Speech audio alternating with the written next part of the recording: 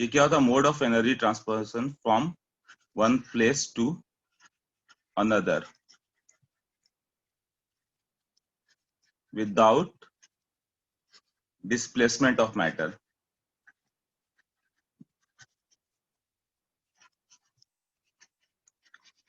बिना मैटर के डिस्प्लेस किए हुए एनर्जी का जो ट्रांसफर होता है उसे वेव कहते हैं। तो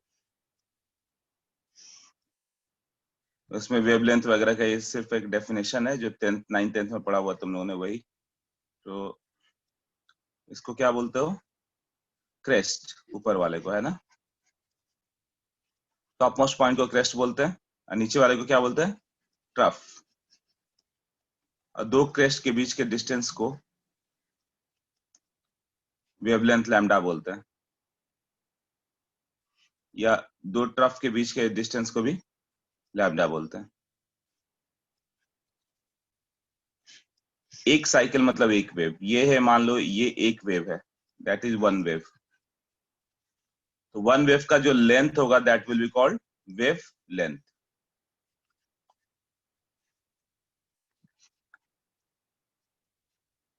वेवलेंथ का लेंथ मतलब वन वेव का लेंथ। वन वेव का लेंथ दो क्रेस्ट के बीच का या दो ट्रफ के बीच का डिस्टेंस ले लो, या एक वेव का लेंथ जो हो गया, that is called wave length. पहला डेफिनेशन है वेव लेंथ। वैसे वेव बहुत डिटेल में आएगा तुम लोग को, फिजिक्स में पूरा वेव थियरी पढ़ना है, साउंड वेव, लाइट वेव, पूरा डिटेल में। अभी क्या होता है? Wavelength distance between two successive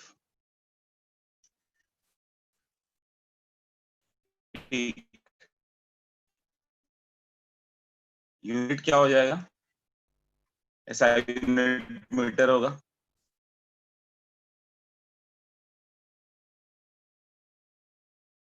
उसमें एंगस्ट्रम वगैरह में मिलोगे तो ये तो याद कर लेना, 1 एंगस्ट्रम होता है 10⁻⁻10 मीटर इक्वल टू 10⁻⁸ सेंटीमीटर,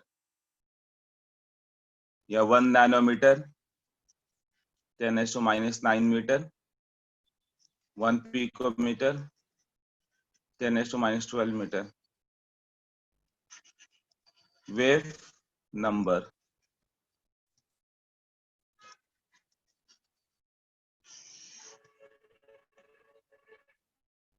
इसको क्या लिखते हो? न्यू के ऊपर बार दिया हुआ है, एन न्यू, न्यू, और उसके बार है ऊपर में क्या लिखा हुआ है? बार। ये बार है ना? ये हो गया न्यू बार, वेव नंबर। न्यू बार कितना होता है? 1/, क्लियर हो गया? ये 1/λ होगा। होता क्या है? लैम्डा वेवलेंथ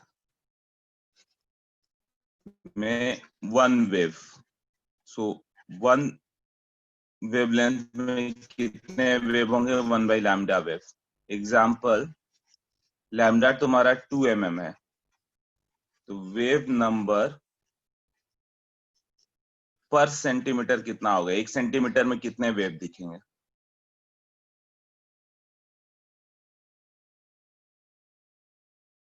आर्यन करेक्ट है।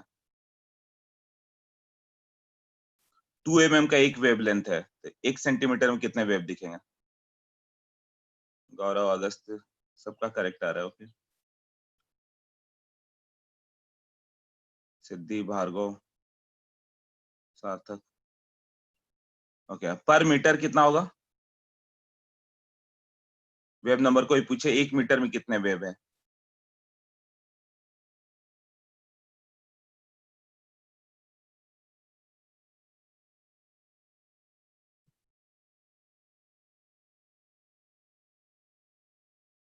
एक मीटर में रॉन्ग हो रहा है लोगों का, कुछ ही लोगों का राइट है।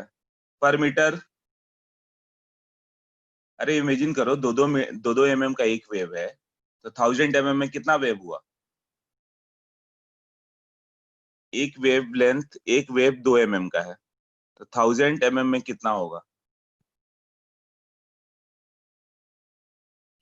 अच्छा, 1 mm का एक वेव होता है, तो 1 मीटर मतलब 1000 mm, 1000 mm में 1000 वेव होते हैं, तभी 2-2 mm है, तो 2-2 mm मतलब कितना होगा? 2 mm है, तो 500 होगा ना।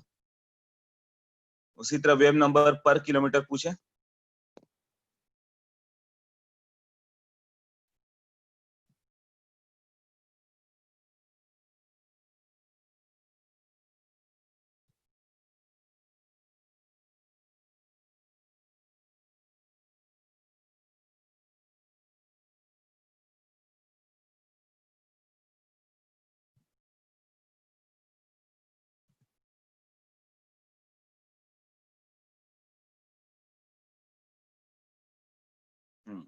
मतलब कुल मिला के एक इमेजिन करो, 2 mm, एक स्केल देखते हो ना, एक स्केल जो बड़ा स्केल लेते हो कितना होता है? 30 सेंटीमीटर का होता है, और उसमें mm लिखा रहता है, तो 1 सेंटीमीटर मतलब 10 mm हुआ,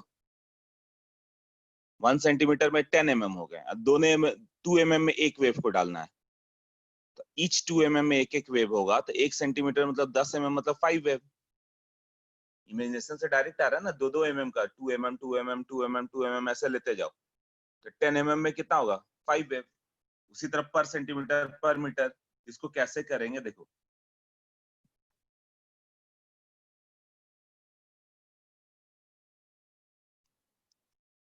ये होगा 2 mm, 2 mm मतलब कितना हो गया? 0.2 सेंटीमीटर बाई 10 ना, या 2 इंटू 10⁻³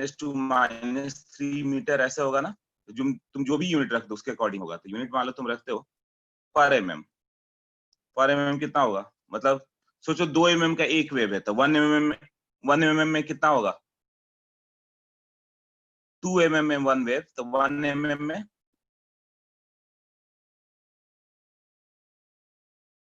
हाँ 0.5, हाफ वेव भी आ पाएगा ना, 2 mm में तो एक वेव जा रहा है, तो 1 mm में उसका हाफ होगा। इसको कैसे लिखना? 1/λ, लैम्डा कितना है? 2, ये होगा 1/2 पर mm। और सेंटीमीटर, तो इसको सेंटीमीटर में लिखो, 1/2 सेंटीमीटर, तो ये कितना होगा? 5 पर सेंटीमीटर।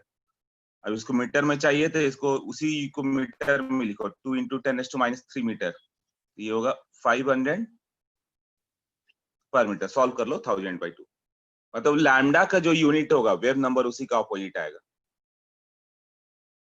क्लियर? तो कहीं कहीं वेव नंबर की जरूरत पड़ेगी, वेवलेंथ दिया रहेगा तो मैं पूछा मतलब कोई क्वेश्चन होगा जहाँ वेवलेंथ कैलकुलेट करके लाओगे, पर तुमसे डायरेक्ट वेवलेंथ ना पूछ के वेव नंबर पूछेगा कि वेव नंबर बताओ, तो 1/λ कर देना सिंपली। क्लियर? क्लियर हुआ? यस, ओके, सबका क्लियर ना? यस,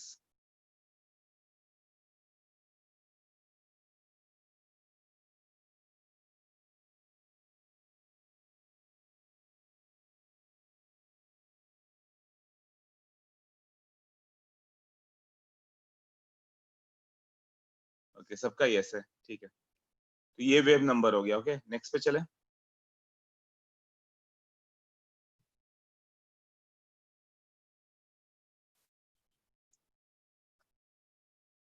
फ्रीक्वेंसी, हाँ सब केवल डेफिनेशन ही है, तो ये सब कोई प्रॉब्लम नहीं है, केवल फॉर्मूला आने वाला है इसको।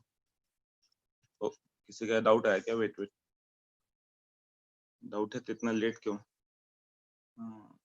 1 एंगस्ट्रम क्या था? अच्छा, 1 एंगस्ट्रम, 1 एंगस्ट्रम नहीं मालूम है। वन एक ऊपर नॉट लिखा रहता है तो उसे एंगस्ट्रम बोलते हैं, उसका मतलब होता है 10⁻⁻10 मीटर। यूनिट है, यूनिट लर्न करो।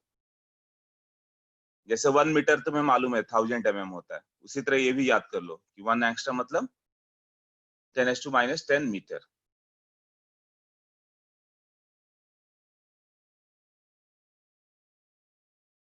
Frequency,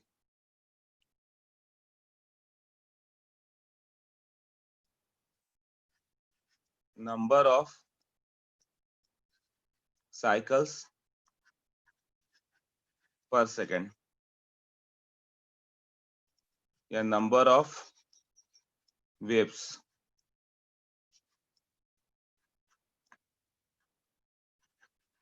passing through a point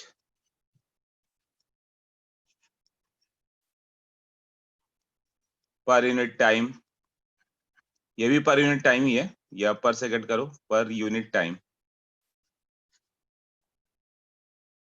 और ऐसा यूनिट सेकंड है, मतलब एक सेकंड में या एक मिनट में या 1 आवर में कितना बार कोई चीज पास कर रहा है पर्टिकुलर पॉइंट से, उसको फ्रीक्वेंसी बोलेंगे। जैसे मान लो ग्राउंड के तुम चक्कर मार रहे हो, मैं बैठा हुआ एक जगह पे, तो तुम्हें मैंने देखा कि 1 घंटे में तुम 10 बार राउंड मार गए, छोटा ग्राउंड है, तो मैं बोलूंगा तुम्हारा फ्रीक्वेंसी 10 है, 10 साइकिल पर आवर है, मतलब 1 घंटे में तुम 10 बार चक्कर मार लेते हो, मेरे सामने से 10 बार पास करोगे। कोई और ज्यादा फास्ट होगा तो हो सकता है 12 टाइम्स मेरे सामने से पास कर जाएगा, तो उसका फ्रीक्वेंसी ऑफ रिवॉल्यूशन में बोलूंगा 12 है।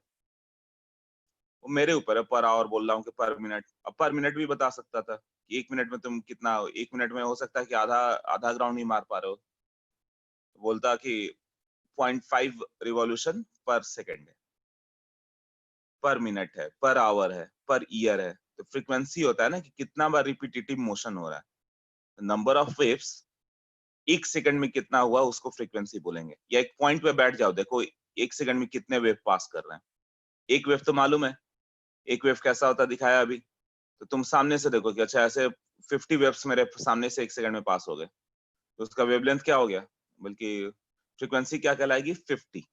मतलब तुम्हारे सामने से एक सेकंड में ऐसे ऐसे 50 वेव पास किए, तो तुम बोलोगे फ्रीक्वेंसी 50 है।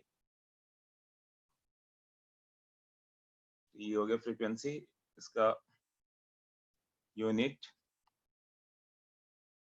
पर सेकंड, और इसी को हर्ट्ज बोलते हैं।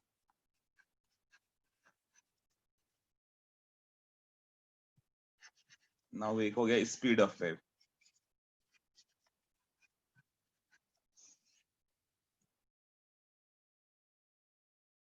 Velocity equal to frequency into wavelength. Velocity जो होगा फ्रीक्वेंसी इनटू वेवलेंथ होता है, या c equal to nu into lambda.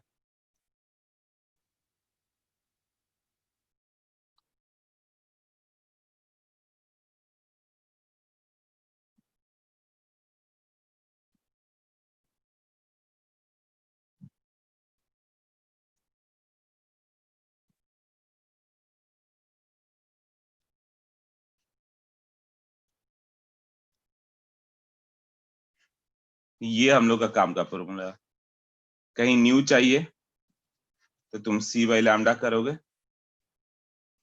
और लैम्डा चाहिए तो c बाई न्यू करोगे, ऐसे करके इससे आएगा।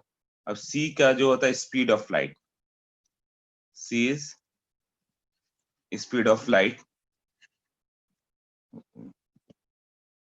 चला गया, एक मिनट, नेक्स्ट पेज पे जाना पड़ेगा, इधर मुश्किल है। ये हो गया c equal to nu into lambda. ये किसके लिए होगा, for electromagnetic wave. Electromagnetic wave की स्पीड ज्यादा होती है, example X rays, gamma rays, है ना, यूवी रेज, विजिबल, ये सब की मैं बता रहा हूँ, है ना। तो c इक्वल टू कितना होगा, 3 इंटू 10⁸ मीटर पर सेकेंड, इसके स्पीड से आएगा। तो c equal to nu into lambda आएगा, मतलब कहीं न्यू की जरूरत होगी तो c बाई लैम्डा, और लैम्डा की जरूरत होगी तो c बाई न्यू। इस चैप्टर के लिए हम लोग का वेलोसिटी अब c में कन्वर्ट हो जाएगा, मतलब कहीं भी वेलोसिटी है तो उसे c लेंगे, क्योंकि एटॉमिक स्ट्रक्चर में हम लोग नॉर्मल पार्टिकल का वेव नहीं पढ़ रहे हैं, वो फिजिक्स में पढ़ोगे। हम लोग जितना वेवलेंथ पढ़ेंगे वो सब फोटॉन्स के रूप में बाहर आएगा। फोटॉन्स मतलब electromagnetic wave, X rays, gamma rays वगैरह, राइट। तो उसका पढ़ना हम लोग को, क्लियर हुआ। हाँ, तो frequency is nu, nu is frequency and lambda is wavelength. c equal to nu lambda, जैसे एग्जांपल हो गया, कहाँ कैसी जरूरत पड़ेगी, बहुत सिंपल सी जरूरत पड़ती है हम लोग को। ये कहीं वेवलेंथ दे दिया 7800 एंगस्ट्रम, ये रेड लाइट है, उसका वेवलेंथ बड़ा होता है, तो फ्रीक्वेंसी क्या होगी, न्यू इक्वल टू व्हाट, तो न्यू का value c by lambda put कर दोगे, आ जाएगा, तो न्यू विल बी c का value 3 into 10⁸ divided by lambda, कितना होगा 7800 इंटू 10⁻⁻10, तो ये आ जाएगा मीटर, और ये एंगस्ट्रम, तो एंगस्ट्रम को पर मीटर में ऐसे करोगे तो इतना ऐसा यूनिट आएगा, पर हर्ट्ज आएगा।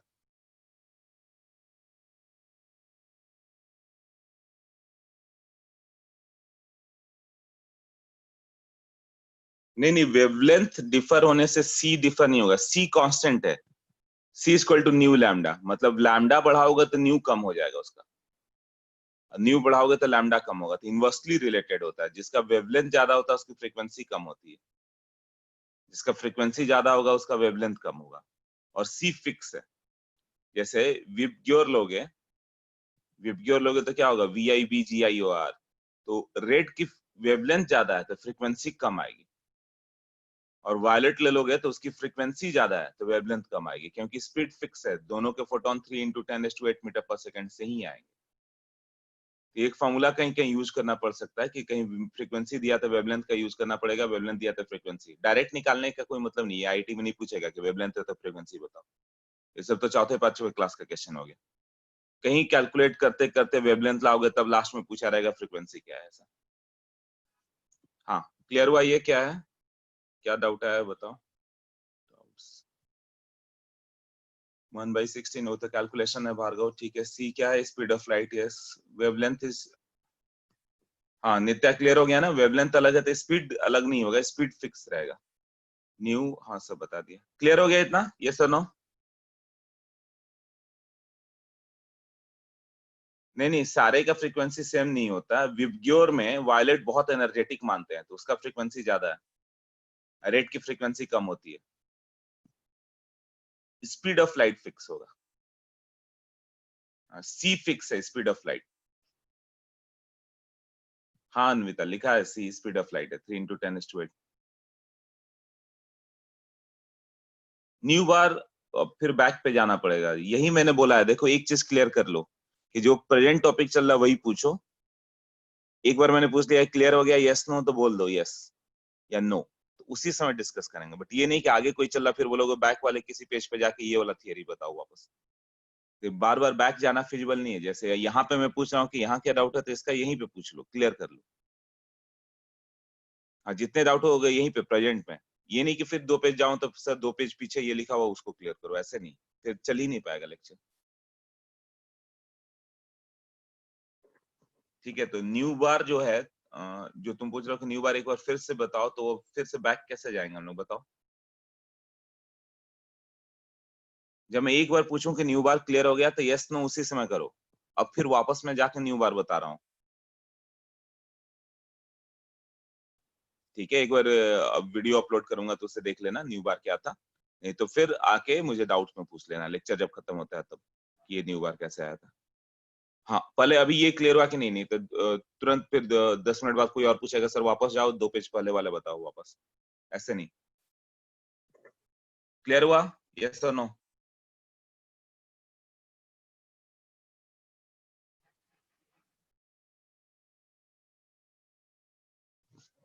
हाँ सोच लो, नहीं तो फिर ये मैं पहले ही मना कर रहा हूँ, बाद में नहीं आना कि 4 पेज पहले ही एक थ्योरी थी वो नहीं समझ में आया हुआ। हाँ नित्या बोलो।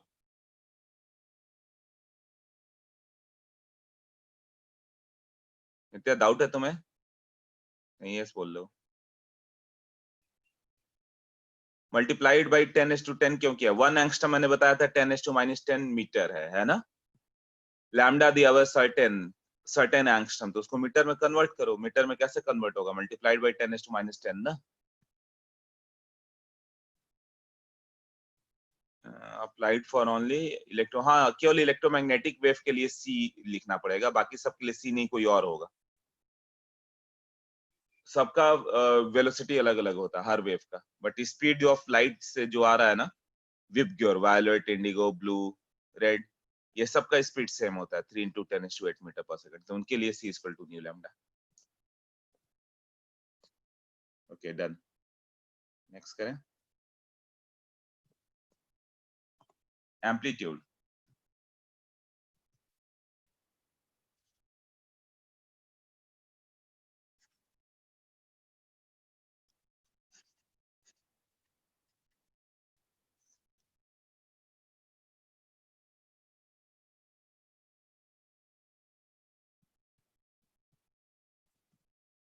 किसका केमिस्ट्री से लेसन? अच्छा रुको, तो वापस लिखने लगा, रुक जाओ लिख के बताता हूँ। Maximum distance from mid point of one crest और ट्रफ, इसको एम्पलीट्यूड बोलते हैं। एम्पलीट्यूड कैसे होगा, वहीं पे लिख देना चाहिए था ऐसे। ये amplitude A,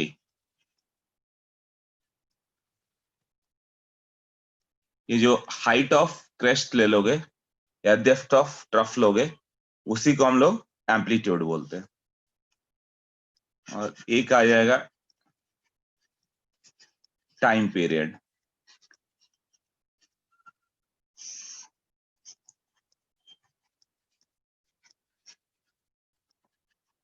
time required for completion of one oscillation. एक ऑसिलेशन करने में कितना टाइम लगेगा, तो टाइम का वैल्यू जो होता है 1/न्यू होता है, 1 फ्रीक्वेंसी। अब फ्रीक्वेंसी का जो यूनिट होगा टाइम पीरियड वही होगा। जैसे फ्रीक्वेंसी मान लो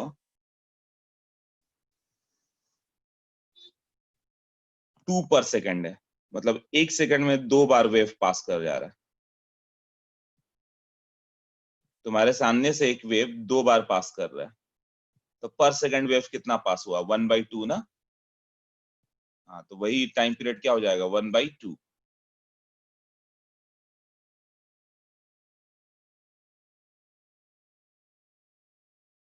टाइम पीरियड क्या है कि पर यूनिट टाइम कितना वेव तुम्हारे सामने से पास करेगा। क्लियर? तो कहीं कहीं टाइम पीरियड की जरूरत पड़ेगी, तो सिर्फ 1 फ्रीक्वेंसी कर दो हो जाएगा। ये न्यू है, वी नहीं है न्यू, ये न्यू है मतलब फ्रीक्वेंसी।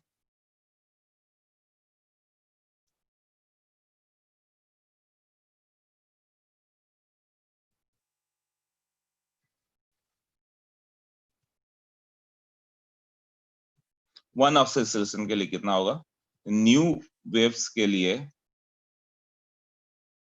कितना लगता है, 1 सेकंड। ये फ्रीक्वेंसी का मतलब हो गया ना, तो वन वेव को पास करने के लिए 1/न्यू सेकंड लगेगा।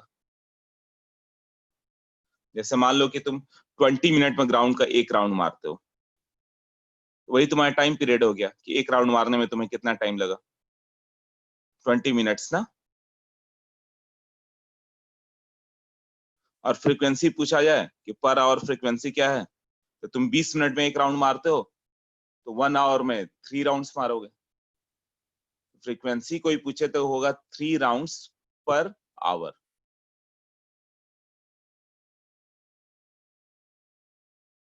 Velocity is equal to wavelength by time period, ऐसा कौन सा फॉर्मूला है? हाँ कह सकते हो, उसी को रिपीट करो।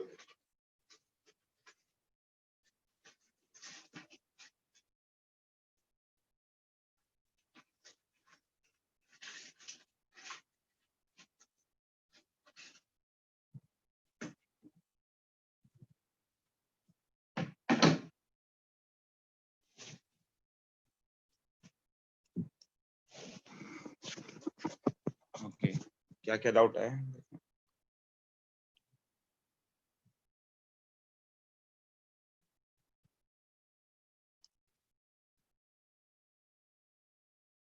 Unit is second, right. हाँ तुम्हारे ऊपर है, यूनिट जो रखोगे ऐसा यूनिट सेकंड आएगा।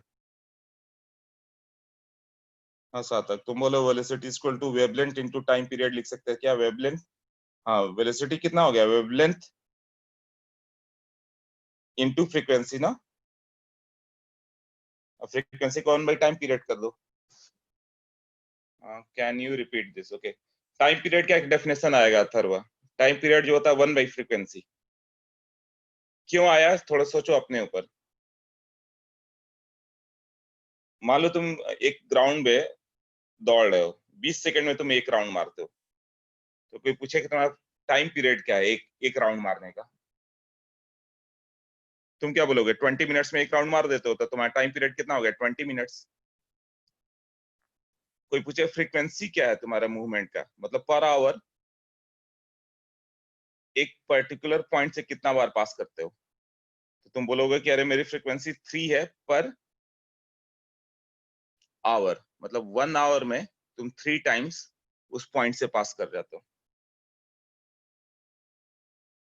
क्लियर हुआ ना? तो फ्रीक्वेंसी हो गया कि पर यूनिट टाइम तुम कितना बार राउंड मार लेते हो, और टाइम पीरियड हो गया कि कितने देर में एक राउंड मारते हो, पीरियड क्या है उसका, टाइम जितने देर में एक राउंड मारोगे। अभी क्लियर हुआ अथर्वा?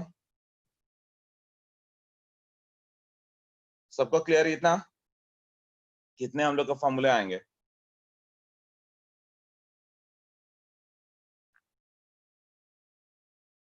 एम्पलीट्यूड सेम रहेगा, मतलब एक वेव है तो उसका एक ही वेवलेंथ, जैसे 1 एंगस्ट्रॉम है तो पर्टिकुलर जैसे रेड लाइट का एक अपना वेवलेंथ है वो फिक्स रहेगा।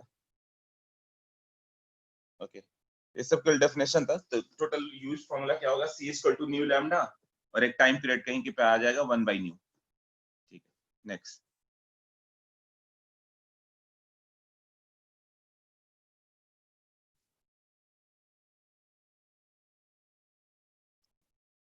Maxwell theory of electromagnetic radiation.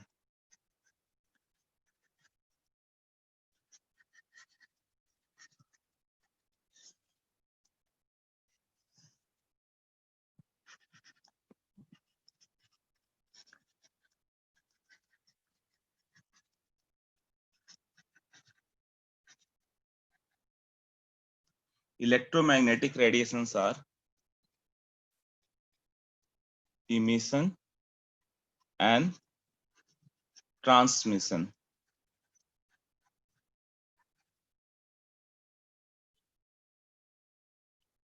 of energy in form of wave.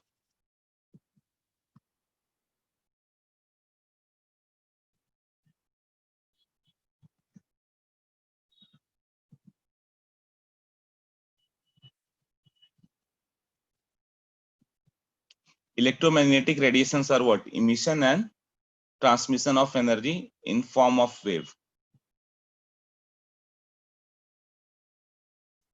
Himanshu and Prussia, तुम लोग अभी इतना लेट ज्वाइन कर रहे हो, क्या हो गया?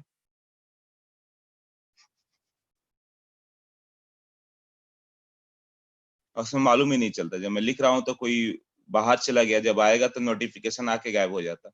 बीच बीच में मैं चेक करते रहता हूँ, किसी का नेट का प्रॉब्लम हो तो क्या हुआ तो मालूम चलता है।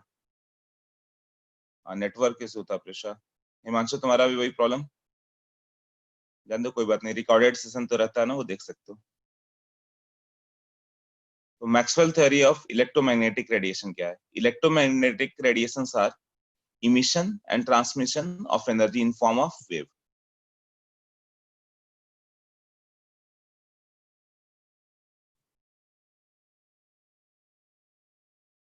एनर्जी का ट्रांसमिशन होता है, जैसे यूवी लाइट आ रही है तो क्या होता है? एनर्जी का ट्रांसमिशन ही तो हो रहा है ना, कहीं से इमिट हुआ और ट्रांसमिट होकर आया, सन से इमिट हुआ, ट्रांसमिट होकर तुम्हारे पास आया हुआ। तो क्या इसमें कोई वेव, इसका कोई मास होता है क्या? इमिशन मतलब जैसे सनलाइट इमिट हो रहा है, मतलब बाहर आ रहा है, तो रेडिएशन कहीं ना कहीं से इमिट होगा। जैसे तुम बल्ब जलाओगे, बल्ब जलाने पर या ट्यूबलाइट जला दिया तो वहां से इमिट होगा वेवलाइट, वेवलेंथ है ना, और वो तुम्हारे पास आएगा विजिबल लाइट। तब लाइट आती है ना, तो बोलते वहां से मीट होकर ट्रांसमिट होते हुए तुम्हारे पास पहुंची एनर्जी। बल्ब ऑन कर दो या ट्यूबलाइट ऑन कर दो, यही होता है। तो सनलाइट क्या होता है? सूरज से इमिट होता है, सन से, और हम लोग के पास आता है। तो एनर्जी आती है, मास आती है क्या? नहीं, वो फोटॉन्स होते हैं, तो उसमें फोटॉन्स का एनर्जी पैकेट होता, मास नहीं होता। इसमें क्या होता? नो मैटर डिस्प्लेस्ड, मैटर का डिस्प्लेसमेंट होगा ही नहीं, केवल एनर्जी आएगी। इसमें दो कंपोनेंट होगा, कौन सा? इलेक्ट्रिक फील्ड और मैग्नेटिक फील्ड कंपोनेंट। इलेक्ट्रोमैग्नेटिक नाम ही इसी के लिए, इलेक्ट्रोफील्ड एंड मैग्नेटिक फील्ड कंपोनेंट। उसके बाद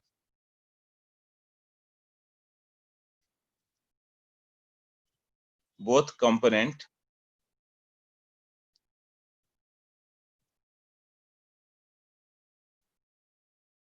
have same frequency, speed and wavelength। तो इस पे डाउट क्या आ रहा है?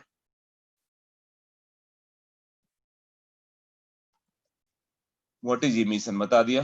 What are photons? जो सनलाइट से जो कुछ आ रहा है उसको फोटॉन्स बोलते हैं। फोटॉन्स मतलब लाइट ऑफ एन है, मतलब जो लाइट आ रही है वो फोटॉन्स के फॉर्म में आती है। फोटॉन्स क्या होगा थोड़ा आगे डिस्क्राइब करेंगे।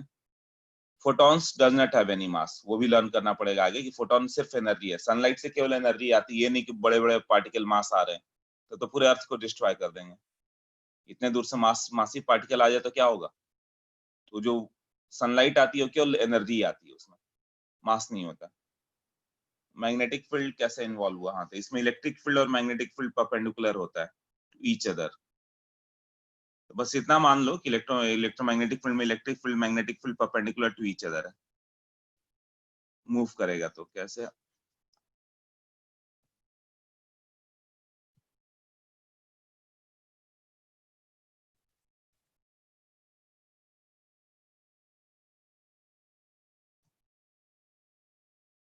बट दे, हाँ एक मिनट बताता हूँ तुम्हें, पुराने में प्रीवियस पेज पे डाउट है। Okay, but they travel all, ये समझ लो, फिर प्रीवियस पेज पे जाते हैं। प्रोपागेट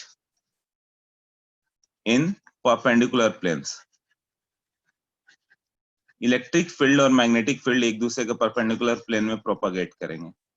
जैसे मान लो एक्स एक्सिस पे लाइट आ रही है, एक्स एक्सिस एक सर्टेन डायरेक्शन से लाइट तुम्हारे ओर आ रही है, तो उसके परपेंडिकुलर इलेक्ट्रिक फील्ड वाइब्रेट करता है और उसके परपेंडिकुलर मैग्नेटिक फील्ड वाइब्रेट करता है। मतलब x is the direction of propagation, x y, ये जेड हो गया, ये हो गया एक्स, तो वाई क्या हो गया? ऐसे। ये एक इलेक्ट्रिक फील्ड होगा जो इस डायरेक्शन में जा रहा है ना? तो और मैग्नेटिक फील्ड किधर जाएगा? वो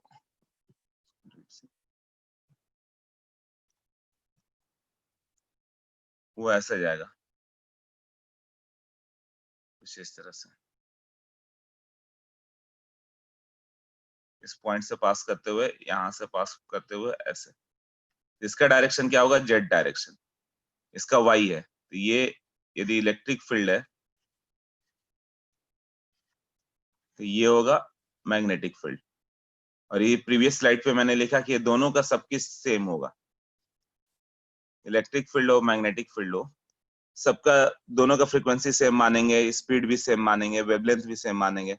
नहीं तो क्या होगा? स्पीड सेम नहीं होगा तो इलेक्ट्रिक फील्ड पीछे हो जाएगा, मैग्नेटिक फील्ड आगे आ जाएगा, है ना? अलग अलग आएगा। मैग्नेटिक फील्ड आ गया तो कभी इलेक्ट्रिक फील्ड पीछे, दोनों एक साथ चलेंगे, दोनों का सेम स्पीड होगा, दोनों एक पॉइंट पे टच करेंगे।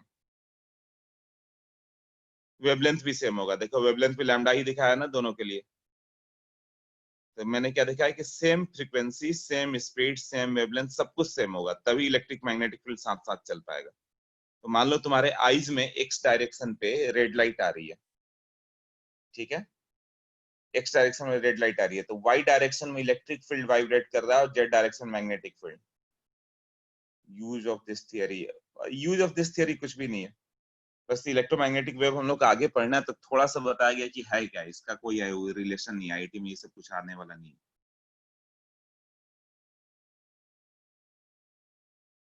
हाँ ये सब 12th में फिजिक्स में डिटेल में पढ़ लेते हो, कैसे electric field magnetic field perpendicular vibrate कर रहा है नहीं कर रहा है। तो अच्छा ये तभी ही बता दिया, ये क्लियर हो गया कि electric field and magnetic field का सेम स्पीड होगा, सेम फ्रीक्वेंसी होगा, सेम वेवलेंथ होगा।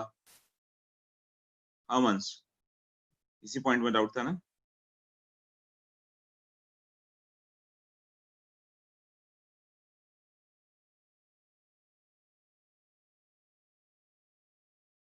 मतलब ये पॉइंट ही क्लियर किया कि बोथ कंपोनेंट का सेम फ्रीक्वेंसी स्पीड और वेवलेंथ, ये नहीं समझ में आता, वहां दिखाया ड्राइंग में, तब तक क्लियर है ना? वेवलेंथ दोनों का उतना ही दिखा रहे हैं, है ना? दोनों का सेम वेवलेंथ दिखाया दिखाया था ना, सेम स्पीड दिखाया। तो यहाँ पे लिख के कोई फायदा नहीं, समझ में नहीं आता जब तक ये डायग्राम नहीं दिखाता। तो डायग्राम देख के समझ में आया ना कैसे है? ये दोनों देखो, रेड और ब्लैक, ब्लैक वाला मान लो इलेक्ट्रिक फील्ड है, तो रेड वाला क्या है? मैग्नेटिक फील्ड है। तो दोनों का वेवलेंथ क्या है? सेम दिखाया हुआ ना, लैम्डा।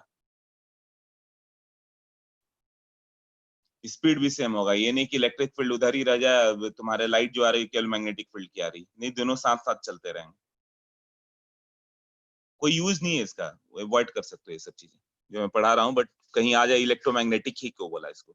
इतना तो याद रहेगा ना कि हाँ इसमें इलेक्ट्रिक फील्ड और मैग्नेटिक फील्ड एक दूसरे के परपेंडिकुलर वाइब्रेट कर रहा है।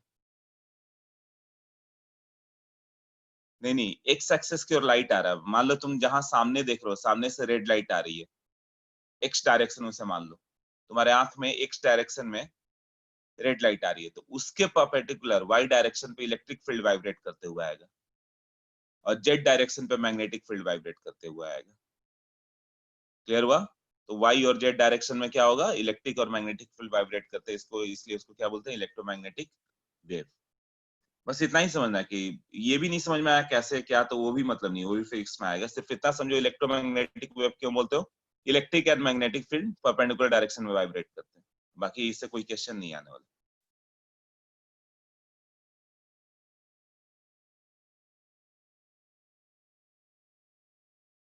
Okay, next. लाइट भी क्या है? एक इलेक्ट्रोमैग्नेटिक रेडिएशन।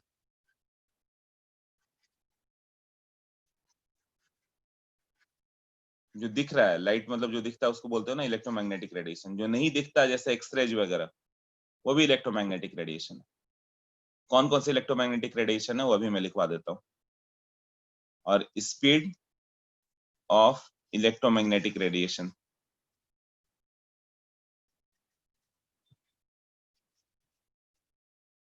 वो कांस्टेंट है c, मतलब 3 × 10⁸ metre per second.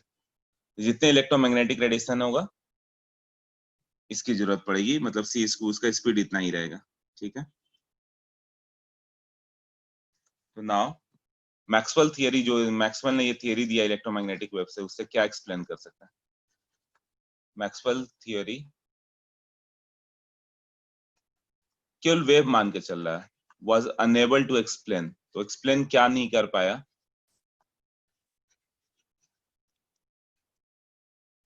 Planks theory. तो प्लैंक की थियरी क्या है वो मैं बताता हूँ, वो आज होना चाहिए। फोटो इलेक्ट्रिक इफेक्ट को नहीं बता पाया, photo electric effect was unable to explain. Third हो गया ब्लैक बॉडी रेडिएशन। अब ये सब क्या है, इसको देखना पड़ेगा हम लोग को, बस इतना सबको नहीं बता पाया। तो क्या क्या है प्लैंक्स थियरी, वो देखते हैं, राइट? फिर भी इलेक्ट्रोमैग्नेटिक रेडिएशन कई चीजों को एक्सप्लेन कर पाया था। तो ये सब एक एक टॉपिक है जिसमें लंबा टाइम जाएगा। Planck's theory, photo electric, black body radiation. E equal to क्या होता है?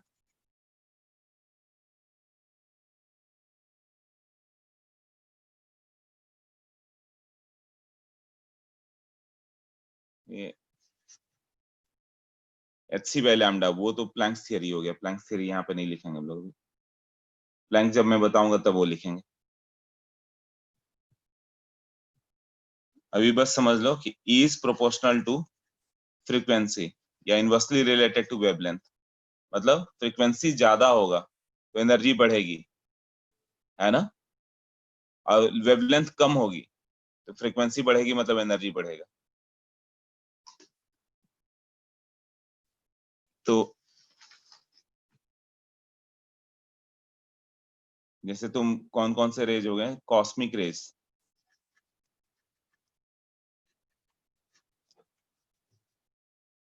Gamma rays, X raise,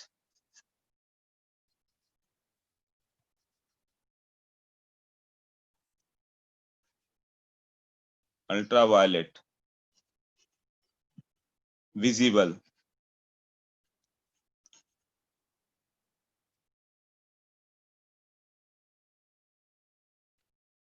visible में विबग्योर। उसके बाद क्या होगा, इंफ्रारेड, माइक्रोवेव, मतलब रेडियो वेव्स, ये विजिबल हो गया। ये सब इलेक्ट्रोमैग्नेटिक वेव है, मैंने बताया था इलेक्ट्रोमैग्नेटिक वेव बताता हूँ। इधर से इधर जाओगे तो फ्रीक्वेंसी बढ़ते जाएगी, और फ्रीक्वेंसी इक्वल टू 1/λ, तो लैम्डा इधर बढ़ेगी, फ्रीक्वेंसी इधर इंक्रीजेस ऊपर की ओर, लैम्डा किधर इंक्रीज होगा, नीचे साइड में, लैम्डा इधर इंक्रीजेस। एनर्जी किधर इंक्रीज हो गई, ये एनर्जी कॉस्मिक की ज्यादा हो गई, सबसे कम रेडियो वेव की होगी। अब सोचो इसका मतलब क्या था।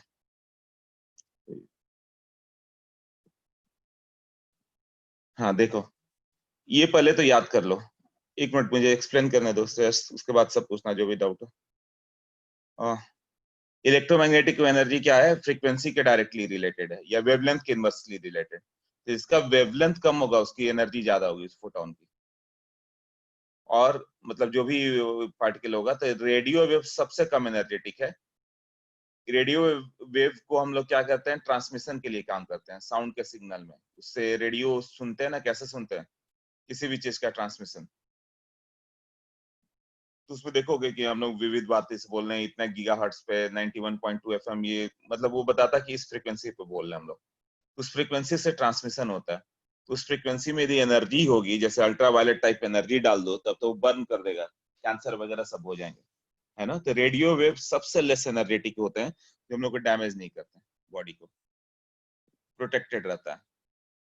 क्लियर। तो रेडियो वेव्स क्या हो गया, जिससे ट्रांसमिशन करते होते हैं, इसका एक एक का इसका वेवलेंथ हाईएस्ट होगा, लैम्डा दिख रहा है ना, इंक्रीजेज है, तो सबसे बड़ा वेवलेंथ रेडियो का होगा। तो सोचो रेडियो वेव 30-30 किलोमीटर लंबा होता है, मतलब उसका एक वेव 30 किलोमीटर पे, तो सोचो कैसा होगा, 1 किलोमीटर, 2 किलोमीटर, 3 किलोमीटर। हाँ, अब तुम्हें मान लो कि ब्रिटेन का भी पहले हम लोग सुनते थे, जो भी आता था ब्रिटेन से रेडियो वेव आती थी, वो हम लोग का इंडियन चैनल करता था, तो शॉर्ट वेव भेजते थे, उसका आवाज उतना क्लियर नहीं आता था। तो शॉर्ट वेव मतलब क्या हो गया, उसका वेव फ्रीक्वेंसी थोड़ा छोटा कर देते थे। लैम्डा को छोटा कर दिया जाए तो क्या होगा, एनर्जी बढ़ जाएगी, तो उसका प्रोपोगेशन जो होता था इंडिया तक आता था, तो ब्रिटेन वगैरह हर जगह से न्यूज आते थे, सुनते थे लोग। हाँ, डिस्टेंस में वो तुम्हारा एनर्जी है, वो तुम्हारा एनर्जी कंजर्व रहेगा, वो आते रहता है। कहीं भी अभी तक बोला जाता है कि जो साउंड हम लोगों ने बोला वो कहीं गया नहीं है, तो कहीं ना कहीं अर्थ से बाहर एग्जिस्ट कर रहा है। तो महाभारत के टाइम में भी किसी ने कुछ बोला, या रामायण के टाइम में, तो कहीं ना कहीं ट्रैवल करके पहुंचा है। यदि उस स्पीड से ज्यादा से हम लोग जा पाए साउंड की स्पीड से, तो कहीं ना कहीं कैच करके मिल सकता है कि किसने क्या बात की थी। साइंस इस पर रिसर्च कर रहा है अभी तक। तो ये हो जाता है कि रेडियो वेव जिससे ट्रांसमिशन करते हैं। उसी तरह माइक्रोवेव हो गया कुकिंग वगैरह के लिए, उसकी एनर्जी थोड़ी और ज्यादा हो गई, तभी तो कुक कर रहे हो ना, माइक्रोवेव होता है ना। हाँ, उसके बाद क्या होता है, infrared, then visible, then ultraviolet. तो हम लोग के काम के लिए इस चैप्टर में तीन ही आएगा, यूवी, विजिबल और इंफ्रारेड। सो यूवी, विजिबल, इंफ्रारेड, बाकी सब केवल डेफिनेशन रह जाएगा, इसका कोई मतलब नहीं हम लोग के चैप्टर के लिए। तो विजिबल क्या हो गया, VIBGYOR, violet, indigo, blue, green, yellow, orange और रेड। अब रेड के बाद क्या होता है, रेड से छोटा, इंफ्रा, इंफ्रारेड। क्लियर हुआ ना, रेड से छोटा को इंफ्रारेड। और वायलेट से बड़ा मतलब, वायलेट से भी बड़ा मतलब अल्ट्रा, अल्ट्रा मतलब बड़ा को बोलते हो ना, तो वो अल्ट्रा वायलेट मतलब वायलेट के बाद वाला। और रेड से छोटा मतलब इंफ्रारेड, तो इसीलिए इसका नेम इंफ्रारेड पड़ गया, मतलब रेड के बाद वाले जो छोटे हो गए, है ना, जिसकी फ्रीक्वेंसी रेड लाइट से भी कम है, वो इंफ्रारेड हो गए। तो इंफ्रारेड क्या हो गया तुम्हारा, जो हीट एनर्जी आता है। रुको, सब अलग अलग क्वेश्चन पूछो, वेट करो, जो समझा रहा हूँ वो समझो। रेड जो होता है, जैसे क्या था, हाँ इंफ्रारेड, जैसे किसी भी पार्टिकल को तुम हीट करो तो उससे हीट वेव आता है, वो इंफ्रारेड हो गया, हीट वेव्स जो आ गए। फिर विजिबल हो गया, उससे लाइट वगैरह आती है। फिर यूवी रेज भी बाहर आता है, जैसे लाइट को किसी सोर्स को एक्साइट किया जाए तो सारे वेव बाहर आते हैं। जैसे तुम हाइड्रोजन को एक्साइटेड किया गया, जब इलेक्ट्रॉन बाहर आया, हाइड्रोजन से कुछ वेव बाहर निकलते हैं, उसको एक्साइटेड कर दो, क्या होता था ना कि हाइड्रोजन को हम लोग इलेक्ट्रिसिटी पास करते थे, अचानक उससे कुछ लाइट अलग अलग वेव आने लगते थे। तो कुछ वेव यूवी के होते थे, कुछ विजिबल के होते हैं, कुछ हीट वेव होते हैं। अभी तुम बल्ब ऑन करो तो हीट वेव तुम्हें लगेगा कि आ रहा है, गर्म हो जाता वो। विजिबल लाइट तो मिल ही रही है, मिल ही रही है। अल्ट्रावायलेट भी थोड़े बहुत आते ही रहते हैं, बहुत ज्यादा नहीं है। यदि अल्ट्रावायलेट ज्यादा आएगा तो कैंसर कॉजिंग होता है। तो हम लोग बल्ब कैसा रखते हैं जिसमें विजिबल मेन हो, मगर सबको सब तो आसपास के रेंज से आएंगे ही ना, तो कुछ अल्ट्रावायलेट भी आ जाता है। अल्ट्रावायलेट टॉर्चेज भी आते हैं, उसमें क्या होता है, दिखेगा कुछ भी नहीं, तुम ऑन करोगे प्लग एज इट इज, जैसे बल्ब ऑन करते हो तो लाइट आती है ना, वो ऑन कर दोगे दिखेगा भी नहीं ये कैसा बल्ब है, बट उससे अल्ट्रावायलेट वेव आता है। तो वो ट्रीटमेंट होता है, जैसे व्हाइट पैचेस किसी को है विटिलिगो, या उसके ट्रीटमेंट के लिए आता है। वो क्या करता है कि जाके उस व्हाइट पैचेस पे रिएक्ट करता है यूवी रेज, तो मेलानिन प्रोड्यूस करता है, तो मेलानिन प्रोड्यूस करके उसको वापस ब्लैक करने में, रिस्टोर करने में हेल्प करता है यूवी रेज। तो इस तरह से अलग अलग रेज हो गए। कौन सा अपने काम वाला, ये तीन से इससे समझ लेना, इंफ्रारेड, विजिबल, अल्ट्रावायलेट। अल्ट्रावायलेट की एनर्जी बहुत हाई हो गई, विजिबल थोड़ा और कम, इंफ्रारेड और कम, माइक्रोवेव उससे भी कम, रेडियो वेव उससे भी कम। अब अल्ट्रावायलेट से बड़ा होता है एक्स रेज, वो और ज्यादा एनर्जेटिक है। यूवी रेज तो तुम्हारा कैंसर कॉजिंग हो जा रहा है, और एक्सरे क्या कर रहा है, ये भी वही चीज करेगा, बट क्या करता है कि it passes through the flashes, इतना एनर्जी होता है कि फ्लैश से पास कर जाता है, but does not pass through the bones. Bone से पास नहीं करता, बोन से पास नहीं करेगा तो क्या होता है, उसका इमेज मिलता है, तो वही एक्सरे कराने जाते हैं हम लोग। एक्सरे से क्या होता है, बोन्स का इमेज मिल जाता है तुम्हें। और उससे भी ज्यादा स्ट्रांग है गामा रेज। अब गामा रेज कहाँ आएगा, अब ये तीनों तुम पढ़ोगे, X-rays, gamma rays, cosmic rays, detail में फिजिक्स में चला जाएगा। एक्सरे एक चैप्टर ही है ना। गामा रेज क्या होता है कि हाईली एनर्जेटिक हो जाता है, वो इतना ज्यादा कि तुम्हारे बॉडी को इधर उधर टेढ़ा कर देता है, डीएनए लेवल पे चेंज करना स्टार्ट कर देता है। हाँ, और कॉस्मिक रेज उससे भी ज्यादा वो आ गया तो बोला जाता है पूरा अर्थ डिस्ट्रॉय होना स्टार्ट होगा, पूरा ग्लेशियर मेल्ट हो जाएगा। तो ये सब अलग अलग वेव है, तो अपने काम का बस तीन ही है, ultraviolet, visible, infrared. Atomic structure में ये तीन यूज करेंगे हम लोग। तो विजिबल मतलब विबग्योर, तो सबसे ज्यादा एनर्जेटिक कौन सा हो गया, वायलेट, दिखाया ना न्यू ऊपर इंक्रीजेस, यहाँ पे ये दिखाया हुआ कि न्यू इंक्रीज हो रहा है, मतलब रेड की फ्रीक्वेंसी कम होगी, अब वायलेट की फ्रीक्वेंसी ज्यादा होगी, उससे भी ज्यादा अल्ट्रावायलेट की फ्रीक्वेंसी ज्यादा होगी। यूवी ज्यादा एनर्जेटिक है, विजिबल, वायलेट और कम एनर्जेटिक, इंडिगो और कम, ब्लू और कम, ग्रीन और कम, रेड और कम, इंफ्रारेड उससे भी कम एनर्जेटिक। तो वेवलेंथ किसका ज्यादा हो गया, इनवर्सली रिलेटेड है ना। लैम्डा, एक मिनट, इनवर्सली रिलेटेड है, तो क्या हो जाएगा, लैम्डा इंक्रीज करते जाएगा, किसका जाएगा, रेड, इंफ्रारेड उससे भी ज्यादा वेवलेंथ होगा। ये क्लियर हो गया। तो ये तीन पे ध्यान दो, बाकी सबका डिस्कशन हम लोग नहीं करेंगे, वो सब के लिए गूगल वगैरह कर सकते हैं क्योंकि वो आउट ऑफ स्कोप है। ठीक है, ये तीनों में कोई प्रॉब्लम है, विजिबल, यूवी और इंफ्रारेड। अब देखता हूँ डाउट क्या क्या। साउंड वेव ट्रैवलिंग छोड़ दो, वो उसकी जरूरत नहीं है।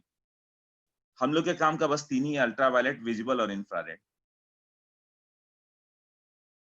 इसमें कोई डाउट है, यूवी, विजिबल और इंफ्रारेड में, क्योंकि आगे के टॉपिक्स में भी जाएगा।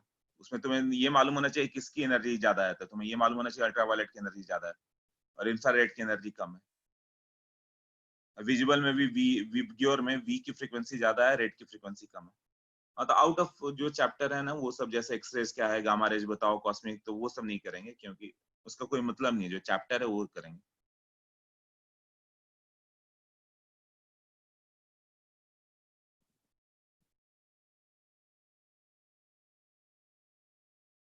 अच्छा, अलग अलग तुम ये सब जानना चाहते हो, तुम लोग अभी टाइम में तो जानना चाहते हो तो लिख सकते हो, गूगल पे एक बार लिखो कॉस्मिक रेज, उसका डिटेल सब कुछ आएगा, एक्स रेज, गामा रेज सब कुछ आएगा।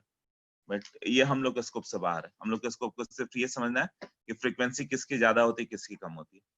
ये तीन में, यूवी, विजिबल और इंफ्रारेड, इतना तक क्लियर हो गया है ना? तो आगे जा सकते हैं। विच टाइप ऑफ वो सैटेलाइट, वो सब भूल जाओ, वो सब देखते रहना। ये तीनों क्लियर हो गया, अल्ट्रावायलेट, विजिबल, इंफ्रारेड। किसका वेवलेंथ ज्यादा है, किसका कम है, बस इतना ही यूज होगा। वो सब भी डिस्कशन तुम चाहो तो कर सकते हो हम लोग बाहर का, बट फिर चैप्टर नहीं कंप्लीट होगा। हम लोग को चैप्टर कंप्लीट करना है, जो सिलेबस वो करना है। आउट ऑफ सिलेबस देख सकते हो गूगल पे सब।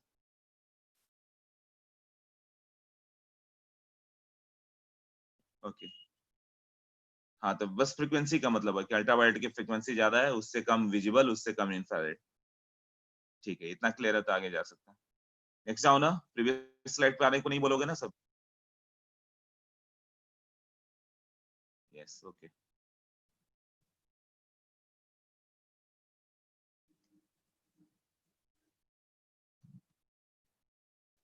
स्पेक्ट्रम।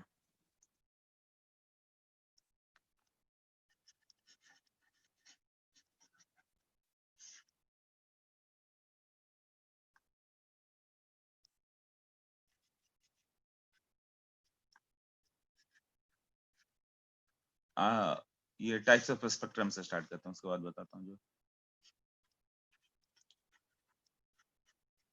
इमिशन स्पेक्ट्रम,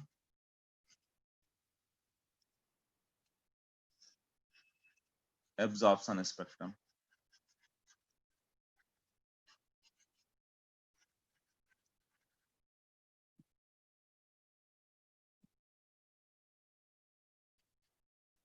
ये होगा कंटिन्यूअस, और एक होगा डिसकंटिन्यूअस।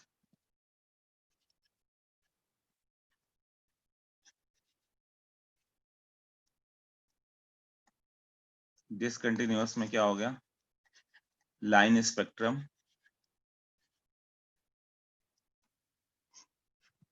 और बैंड स्पेक्ट्रम।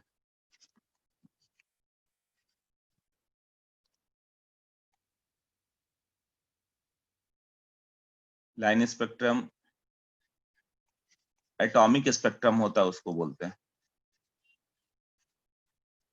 और जो मॉलिक्यूलर स्पेक्ट्रम होता है वो बैंड स्पेक्ट्रम आता है। सिर्फ सब डेफिनेशन, कुछ भी आने वाला नहीं, फिर भी ऐसा कुछ होता है, बस समझो। और एब्जॉर्प्शन स्पेक्ट्रम में क्या होता है?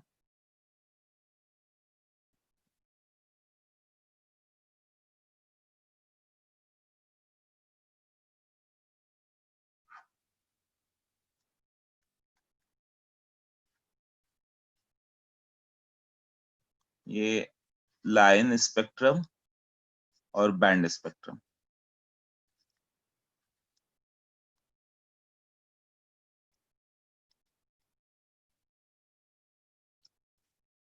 अब देखें क्या है इमिशन स्पेक्ट्रम और, तो इमिशन स्पेक्ट्रम और एब्जॉर्प्शन स्पेक्ट्रम दो हो गया। इमिशन मतलब कोई चीज स्पेक्ट्रम को इमिट कर रहा है, जैसे सनलाइट। सनलाइट क्या होगा? इमिशन स्पेक्ट्रम है, वो सन से इमिट होकर आ रहा है। बल्ब, किसी बल्ब को जला दो, टंगस्टन का बल्ब आता था, उसको जला दो तो वो क्या हो गया? जैसे ही लाइट ऑन करोगे इमिट कर रहा है, वो इमिशन स्पेक्ट्रम है। तो इमिशन स्पेक्ट्रम हो जो किसी सोर्स से इमिट होकर आ रहा हो। और एब्जॉर्प्शन स्पेक्ट्रम हो, जैसे सनलाइट आ रहा है, सनलाइट में टोटल यदि प्रिज्म से पास करोगे तो 7 कलर मिलते हैं, ये तो सबको मालूम है। सनलाइट को पास किया जाए प्रिज्म से तो 7 कलर्स दिख जाते हैं विबग्योर, है ना? अब उसी में विबग्योर किसके अंदर आता है? इसी सनलाइट का, वो जो व्हाइट व्हाइट जो सनलाइट आ रही है, यूवी नहीं, यूवी इंफ्रारेड की नहीं बात कर रहे हैं। जो सनलाइट आ रही है, विजिबल लाइट, वो 7 पार्ट में बढ़ जाती है।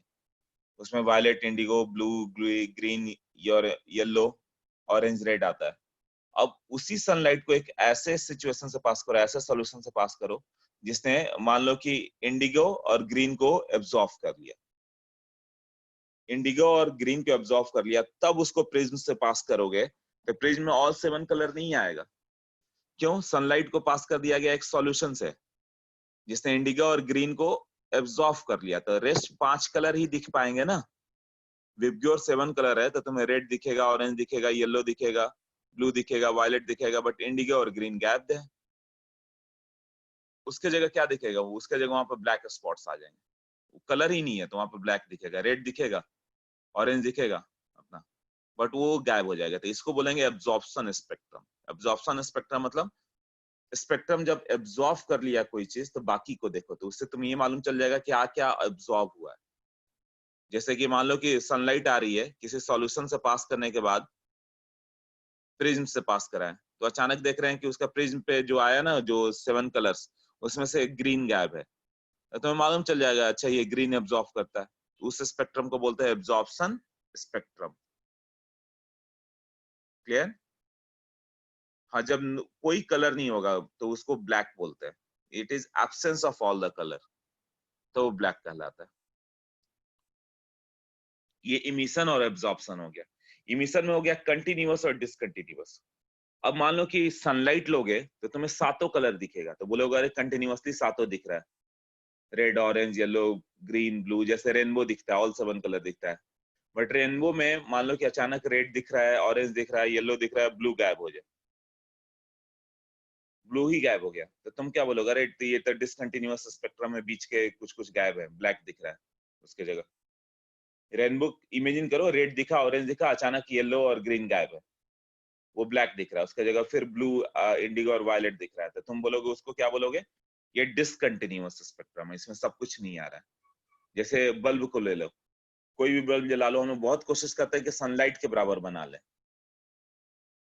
सनलाइट से हम लोग को एनर्जी मिलती है, विटामिन डी वगैरह सब हो जाता है, तो हम लोग सनलाइट के क्लोज जाने के चक्कर में ऐसा ऐसा बल्ब बना कर आ पाए।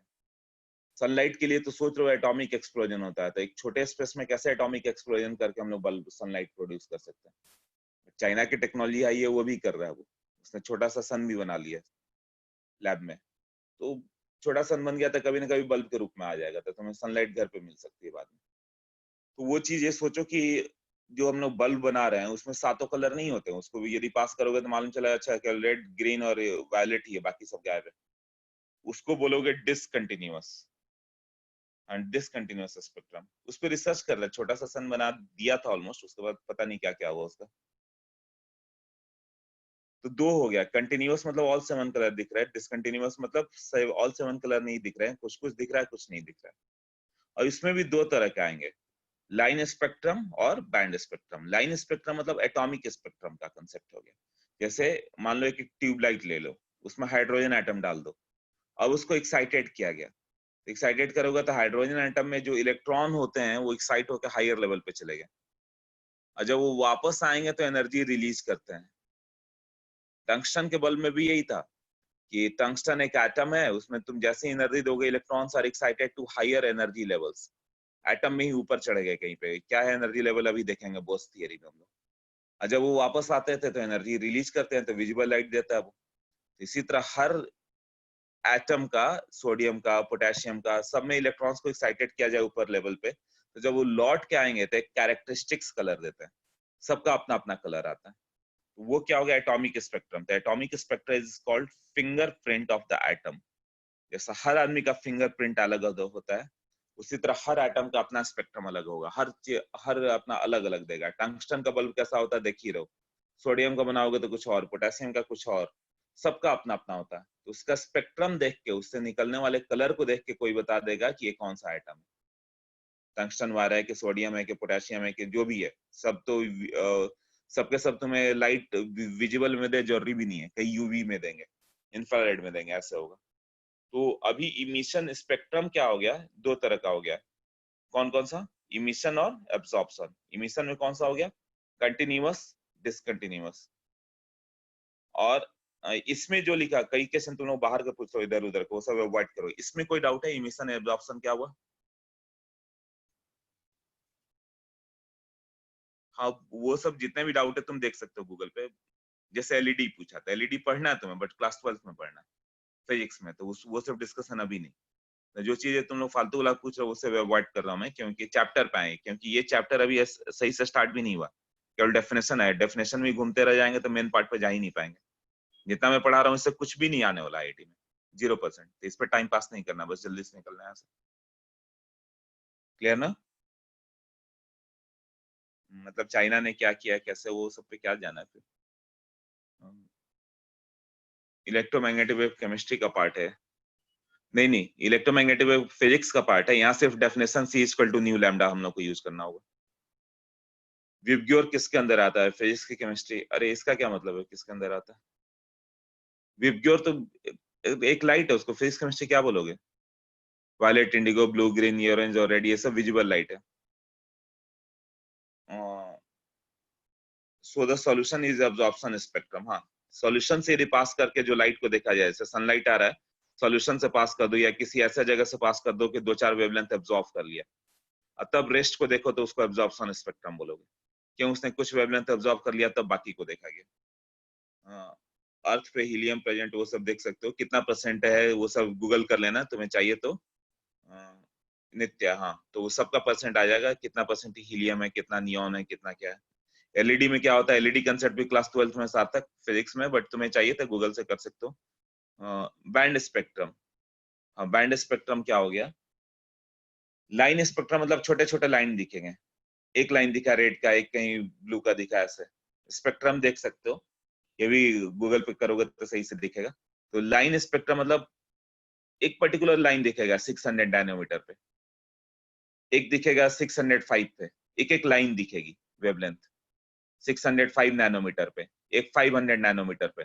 और एक हो गया बैंड, पूरा बैंड दिखेगा कि 500 से लेकर 550 तक पूरा लाइटेड है, तो तुम बोलोगे अरे बैंड में दिख रहा है। फिर 700 से 720 तक लाइटेड है, फिर 900 से 9 कुछ भी मान लो 40 तक लाइटेड है। तो ये सब बैंड स्पेक्ट्रम हो गया, एक एक बैंड दिखेंगे। Can photon be considered as an atom? नहीं, फोटॉन्स केवल एनर्जी होती है, वो आगे करेंगे हम लोग प्लैंक्स क्वांटम थियरी में।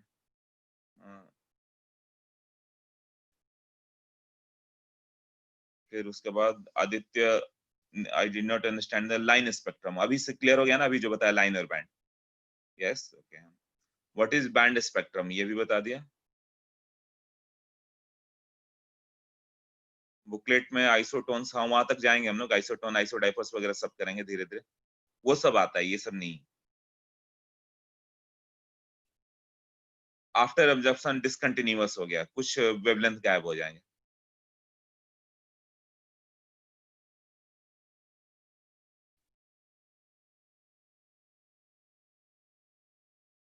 नहीं नहीं नहीं, और फोटॉन्स मैटर नहीं, फोटॉन्स का भी क्लियरिटी तुम्हें अभी मालूम चलेगा जब हम लोग ये करेंगे प्लैंक्स क्वांटम थियरी, तभी इमिशन स्पेक्ट्रम करें। बैंड में एक पूरा बैंड दिखेगा एक साथ, बड़ा बड़ा, समझो ना कि बैंड कैसा होता है। लाइन और बैंड में क्या डिफरेंस है इन जनरल? हाँ, तो उस लाइन को मान लो रेड लाइन बना दो, कुछ लाइंस ड्रॉ कर दो, red red red, red blue, इस तरह से, है ना। और बैंड मतलब एक मोटे मोटे लाइंस बना दो, उसमें पूरे हैं।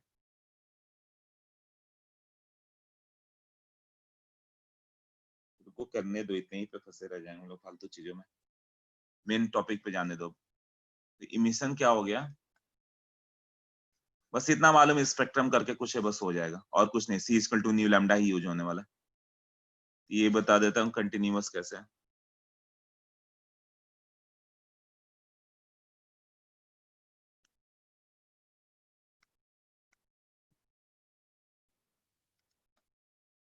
कंटिन्यूअस इमिशन स्पेक्ट्रम, ये तुम लोगों को मालूम है, फिर भी मैं बता दे रहा हूँ। कंटिन्यूअस होगा, और इमिशन स्पेक्ट्रम, जैसे सनलाइट इमिट होकर आया तो इमिशन हो गया, और वो कंटिन्यूअस है, मतलब सातों कलर एक साथ दिखेंगे। मान लो तुमने व्हाइट लाइट ले लिया, किसी भी सोर्स से ले लो, फ्रॉम एनी सोर्स, फिजिबल है तो, नहीं तो सनलाइट से ले रहे हैं। अब इसको हम लोग पास करें, कैसे पास करोगे? यहाँ एक स्लिट कट कर देंगे, एक बोर्ड ले लेते हैं, एक स्लिट बीच में कट कर दो, है ना। मतलब एक बोर्ड लेके बीच से स्लिट कट कर दो कि लाइट पास हो सके। तो एक्सपेरिमेंट 9th 10th में बहुत किया था, तुम लोगों ने पढ़ा हुआ था कैसे जाएगा। तो यहाँ पर क्या हो जाएगा, ये जब यहाँ से पास करेगा तो अलग अलग 7 कलर में दिखेगा वो, ऐसे होगा ना।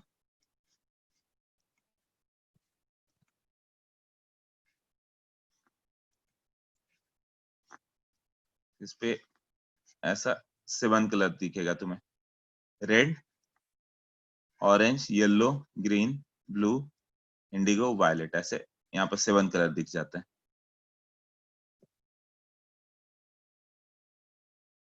ये किससे पास किया गया था? प्रिज्म से। इसमें क्या होगा, कलर्स मर्ज करके दिखेंगे, मतलब रेड जहां खत्म होगा वहां पे ऑरेंज स्टार्ट होगा। तो कंटिन्यूअस होगा ना, ये नहीं कि रेड खत्म हो गया फिर ब्लैक आ गया फिर ऑरेंज आ गया फिर ब्लैक फिर येलो आ गया, लगातार होगा। रेनबो कैसे दिखता है, रेड खत्म होते होते ऑरेंज स्टार्ट हो जाता है, ऑरेंज धीरे धीरे येलो हो जाता है। Colours are what, seen as merging, इसी को क्या बोलोगे, कंटिन्यूअस। जो रेनबो कंसेप्ट है यही है ना, कंटिन्यूअस होता है, डिसकंटिन्यूअस कोई भी नहीं आता। डिसकंटिन्यूअस मतलब बीच में कुछ गायब हो गया, रेड दिखा, ऑरेंज दिखा, येलो गायब हो गया, ब्लू गायब हो गया, तो वो एब्जॉर्प्शन में दिखेगा। क्यों, एब्जॉर्प्शन स्पेक्ट्रम क्या है, जब ये सनलाइट पास कर रहे हो ना, यहीं पे कहीं पे एक सॉल्यूशन पास कर दो, सॉल्यूशन रख दो, तो सॉल्यूशन से पास किया तो दो तीन चीज गायब होगी, बाकी दिखेगा, तो वो एब्जॉर्प्शन स्पेक्ट्रम होगा। एब्जॉर्प्शन स्पेक्ट्रम क्या है, spectrum seen after absorption of some of the wavelength. मतलब कुछ ऐसा मैटर ले लो जो दो चार वेवलेंथ को एब्जॉर्ब कर ले, उसके बाद उसको देखा जाए स्पेक्ट्रम में। तो जो कलर एब्जॉर्ब कर लिया उसने वो यहाँ नहीं दिखेगा, वो ब्लैक दिखेगा। मान लो उसने ग्रीन एब्जॉर्ब कर लिया, ऐसा सोल्यूशन रखो जो ग्रीन को एब्जॉर्ब करता है, तो तुम्हें ये रेस्ट सिक्स दिखेंगे, red, orange, green, blue. Green गायब हो गया, ब्लू, इंडिगो, तो वहां ग्रीन की जगह ब्लैक स्पॉट दिखेगा, तो तुम बोलोगे डिसकंटिन्यूअस स्पेक्ट्रम है। कंटिन्यूअस नहीं मिला ना, कंटिन्यूअस ये हो गया रेनबो, रेनबो का बीच में कोई भी कलर गायब कर दो तो वो डिसकंटिन्यूअस होगा। कंटिन्यूअस एक के बाद एक आ रहा है इसलिए बोल रहे थे, तो वो डिसकंटिन्यूअस होगा। तो उसको जैसे एब्जॉर्प्शन स्पेक्ट्रम्स आर डिसकंटिन्यूअस, क्यों, वो कोई ना कोई वेवलेंथ एब्जॉर्ब कर ले रहा है। तो कलर तुम्हें कौन सा दिखेगा, हमेशा कम्प्लीमेंट्री दिखेगा। कोई चीज यदि ग्रीन कलर को एब्जॉर्ब कर ले रहा है तो वो नहीं दिखेगा, बाकी छह कलर लौट के आएंगे, वो छह कलर मिलके कैसा कलर दिखाएंगे वो तुम्हें कलर दिखेगा। तो कोई चीज ब्लैक दिखता है इसलिए क्योंकि सारे कलर एब्जॉर्ब कर लिया, कोई कलर आ ही नहीं रहा है, absence of all colour is black. Black कोई कलर नहीं है, एब्सेंस ऑफ ऑल कलर्स है। अंधेरे में क्या होता है, लाइट कहीं से आ ही नहीं रही तो सब काला काला दिखता है, ब्लैक दिखता है। क्लियर हुआ ना कि कंप्लीमेंट्री कलर दिखता है। कोई चीज मान लो कि ऐसा है जो रेड एब्जॉर्ब कर ले रहा है तो बाकी सब दिखेगा, तो उसका एक कलर व्हील है, वो सॉलिड स्टेट में करेंगे हम लोग कि रेड एब्जॉर्ब किया तो क्या दिखेगा, ब्लू एब्जॉर्ब किया तो क्या दिखेगा, इस तरह से सब अलग अलग दिखते हैं। हाँ, तो ये कंटिन्यूअस स्पेक्ट्रम हो गया। नाउ इसमें कोई डाउट है, कंटिन्यूअस स्पेक्ट्रम, कंटिन्यूअस क्यों बोला, इमिशन क्यों बोला, विच सॉल्यूशन आर यूज्ड, कोई भी सॉल्यूशन, सब सॉल्यूशन अलग अलग एब्जॉर्ब करेंगे, सबका कलर यहाँ पे अलग अलग है। नेचर में देखोगे तो कई चीजों का colour blue, red, green, blue इस तरह से अलग अलग आता है, सब एब्जॉर्ब करते हैं कुछ ना कुछ। उसको रख दो, बाकी कलर को देखो तो डिसकंटिन्यूअस स्पेक्ट्रम होगा। What is the difference between absorption and discontinuous spectrum. देखो, डिसकंटिन्यूअस का मतलब क्या हो गया कि ऑल सेवन कलर नहीं दिखा, ऑल सेवन नहीं दिख रहा है, चार पांच कलर दिख रहा है बाकी नहीं दिख रहा है। अब वो discontinuous spectrum, discontinuous spectrum clear हुआ पहले कि सातों कलर नहीं दिखेगा, तीन चार दिखे, पांच दिखे, छह दिखे, दो कलर दिखा, ऑल सेवन नहीं दिखा, बस ये क्लियर है। तो डिसकंटिन्यूअस स्पेक्ट्रम तुम्हारा इमिशन भी हो सकता है, एब्जॉर्प्शन भी हो सकता है। जैसे कैंडल लाइट, कैंडल को बंद करो तो वो सातों कलर नहीं दिखाएगा, प्रिज्म पे डाल के देखना वो तुम्हारा सातों नहीं दिखेगा, वो डिसकंटिन्यूअस दिखेगा, रेड दिखा बाकी ब्लैक हो गया, बीच में कहीं ऑरेंज दिख गया या ब्लू दिख गया, बाकी सब गायब है। तो ऑल सेवन नहीं दिखा तो वो इमिशन स्पेक्ट्रम है, किसी साल किसी सोर्स से इमिट होके आ रहा है ना लाइट। क्लियर, तो वो डिसकंटिन्यूअस हो गया किसमें, इमिशन में।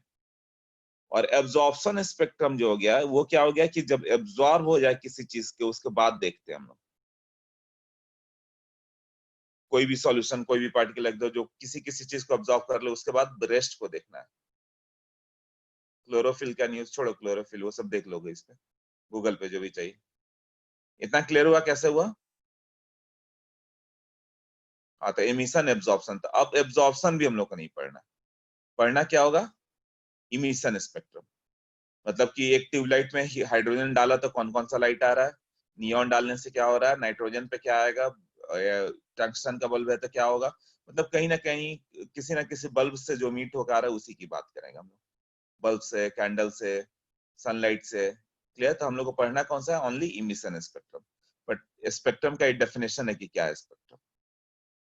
सबको क्लियर हो गया स्पेक्ट्रम?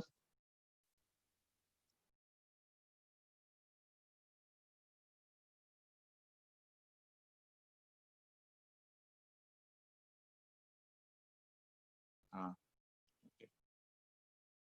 आज के लेक्चर का डेफिनेशन वगैरह में ही चला गया, आगे भी अरे यही सब एब्जॉर्प्शन वगैरह बताने में टाइम जाएगा और आता कुछ भी नहीं, इसके बाद प्लैंक से स्टार्ट होगा। ठीक है, देखो इमिशन हो गया। Next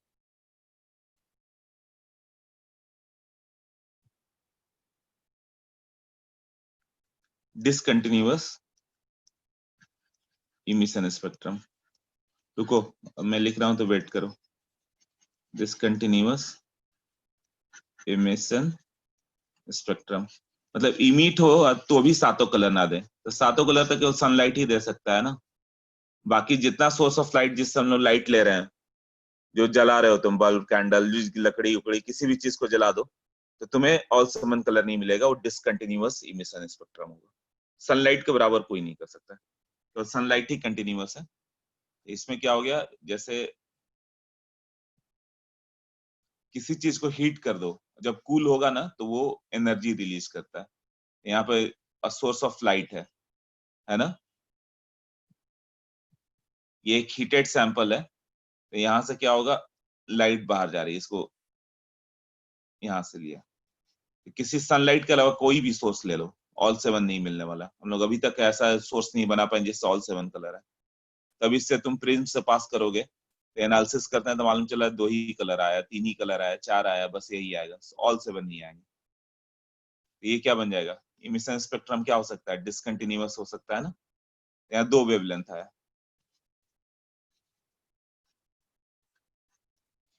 radiations of different wavelengths.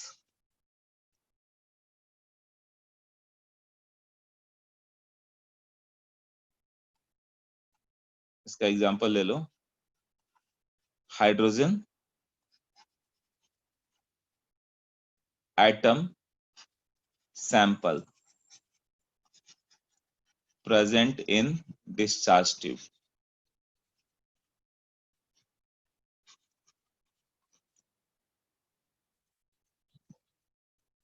अभी जैसे स्क्रीन था, तो स्क्रीन कैसे दिखेगा तुम्हें,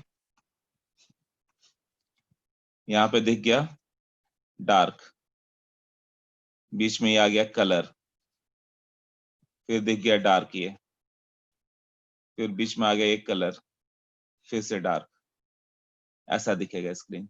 ये जो तुम स्क्रीन देखोगे कुछ ऐसा भी दिखेगा, बीच बीच में कुछ लाइन दिखेगा, बाकी सब गायब होगा। क्लियर? इसको हम लोग बोलेंगे line spectrum.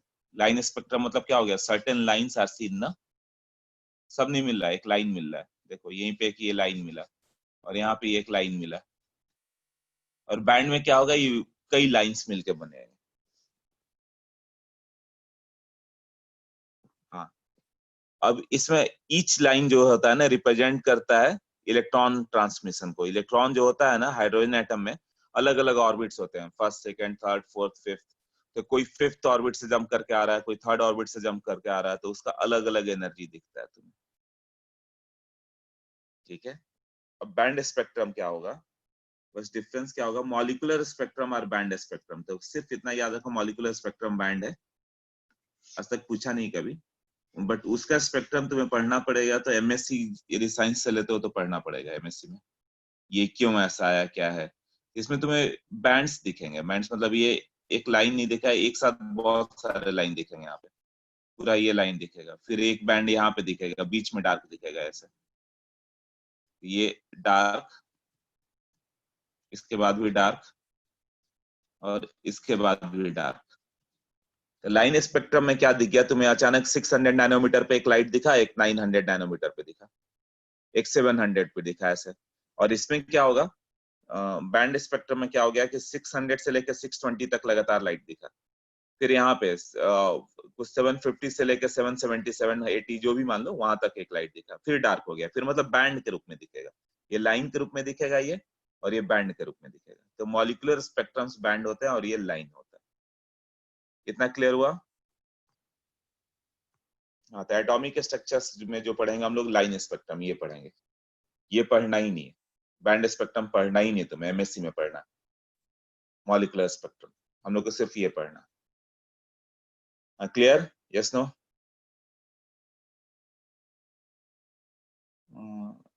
Ishan please explain spectrum once again. फिर से स्पेक्ट्रम में तो पूरा 1 घंटे लग जाएंगे। ईशान, जो डाउट है वो पूछो।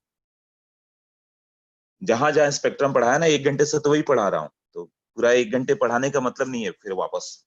वो सोचो डाउट कहाँ है स्पेक्ट्रम में, वो पूछो, वो बेटर क्वेश्चन होगा।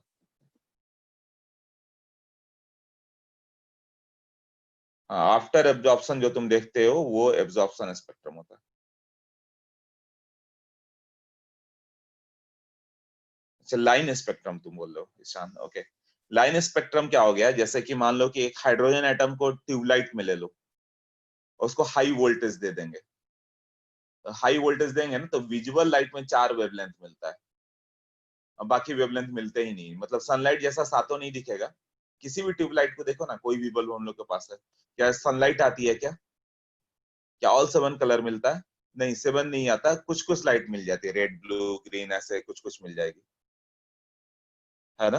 तो उसको बोलोगे लाइन स्पेक्ट्रम, मतलब सब नहीं मिल रहा है, अच्छा इसमें रेड मिलता है ब्लू मिलता है, बस 2 लाइन मिलके जैसा दिख रहा है वैसा मिलता है, तो उसी को बोलते हैं एटॉमिक स्पेक्ट्रम। तो उसमें क्या होगा, अलग अलग लाइन्स आते हैं, तो हर सबका अपना अलग अलग लाइन आएगा। ओके, इसके बाद किसका लेक्चर है अभी?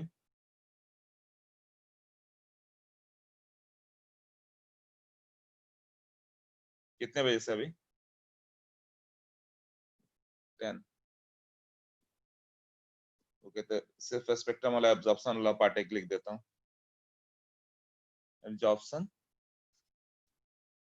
रुको ठीक है, अभी नहीं लिखना, एब्जॉर्प्शन स्पेक्ट्रम।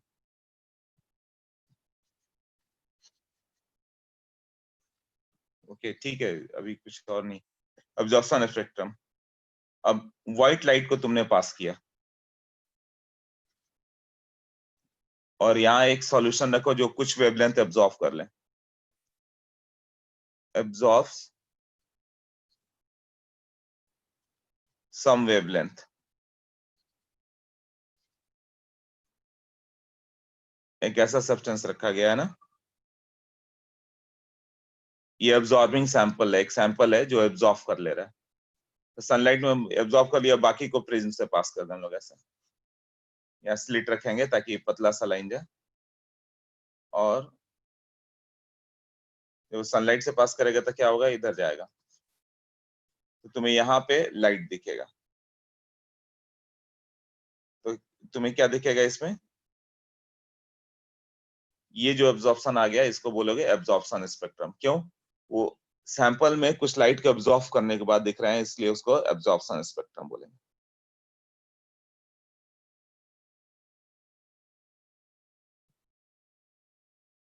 तो स्पेक्ट्रम का डेफिनेशन क्या चल जाएगा, कलेक्शन ऑफ रेडिएशंस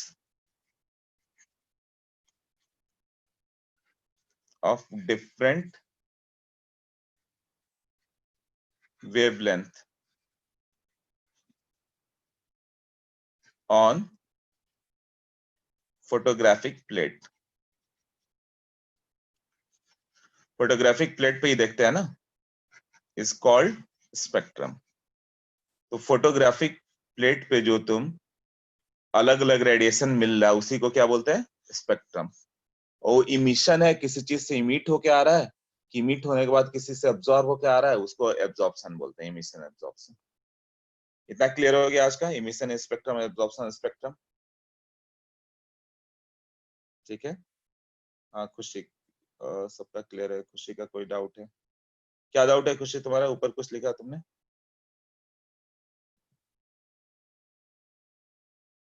हाँ 10 10 मैथ्स